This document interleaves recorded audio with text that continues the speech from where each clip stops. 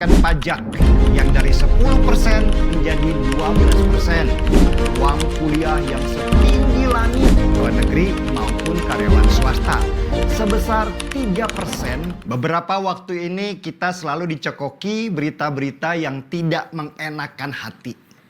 Mulai dari rencana kenaikan pajak yang dari 10% menjadi 12%. Rencana kenaikan listrik dan BBM, rencana naiknya harga minyak goreng, uang kuliah yang setinggi langit. Dan baru-baru ini Presiden Jokowi mengumumkan bahwa pemerintah punya rencana memotong gaji seluruh karyawan, baik itu karyawan negeri maupun karyawan swasta, sebesar 3% dari total gaji dan dimasukkan ke dalam satu unit bisnis pemerintah yang bernama Tapera atau Tabungan Perumahan Rakyat. Itu artinya kalau kalian pegawai negeri ataupun swasta, gaji kalian akan dipotong 3% lagi sesudah dipotong pajak penghasilan dan BPJS dan potongan-potongan lain termasuk potongan pinjaman ke perusahaan kalau ada pinjaman. Menarik kan? Ada potongan lagi dari gaji di luar potongan-potongan lainnya. Mengerikan. Potongan buat tabungan perumahan rakyat sebesar 3% dari total gaji, baik untuk pegawai negeri ataupun swasta ini, dimaksudkan pemerintah supaya rakyat bisa menikmati rumah yang akan dibangun pemerintah nantinya. Jadi begini ya, ibaratnya kamu punya gaji sebesar 3 juta rupiah. Akan dipotong sebesar 3%-nya atau 90.000 rupiah lah setiap bulannya. Jadi selama setahun kamu harus nabung di Tapera sebanyak 90.000 kali 12 bulan atau sama dengan 1.080.000 rupiah per tahun. Kalau dipotong lagi 10 tahun berarti Anda sudah nabung di Tapera sebanyak 10.800.000 rupiah per 10 tahun. Apakah uang 10 juta rupiah yang ditabung selama 10 tahun itu bisa buat beli rumah? Sulit sekali. Di tengah harga rumah yang terus-menerus naik tinggi. Bahkan uang 10 juta rupiah yang ditabung selama 10 tahun itu buat uang muka sebuah rumah saja bahkan bisa dibilang tidak cukup. Belum lagi nanti kalau ada inflasi, kenaikan harga bahan bangunan, kenaikan harga tanah. Betul. Padahal gaji kita naiknya tidak tinggi.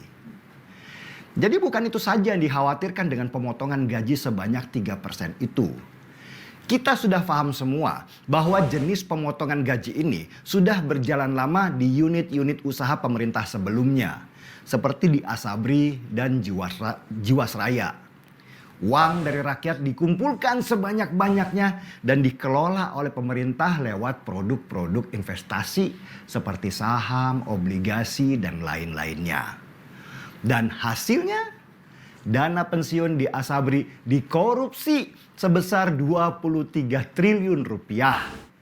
Dana yang mengendap di Jiwasraya dikorupsi sebesar 17 triliun rupiah. Mega korupsi yang terjadi di kedua lembaga ini sebenarnya tidak mengagetkan karena sudah tercium sejak lama. Ketidakbecusan orang pemerintah mengelola dana masyarakat sebesar puluhan triliun rupiah itu ditambah kong kali kong dengan mafia investasi membuat akhirnya rakyat lagi yang menjadi korban. Menyengsarakan. Tapera ini gak ada bedanya dengan Asabri dan Jiwasraya. Sama-sama mengumpulkan uang rakyat dan diinvestasikan untuk mendapatkan keuntungan.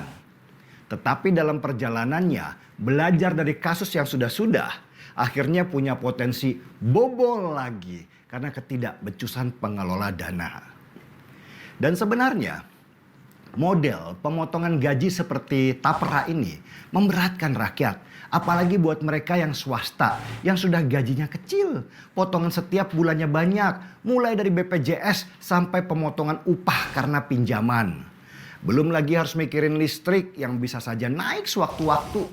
BBM pulang pergi dan sekolah anak serta harga bahan makanan yang gak bisa dijaga kapan naiknya.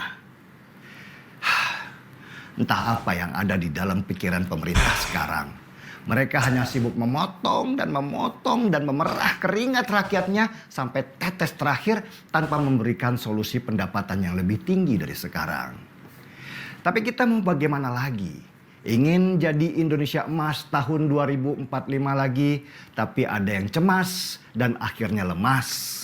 Akhirnya sudah, mending kita ngopi lagi sambil menggerutu tanpa henti. Seruput dulu kopinya. Ya, terima kasih Bang Denny. Kenapa Jokowi melakukan seperti itu? Sampai kapan rakyat harus menanggung beban?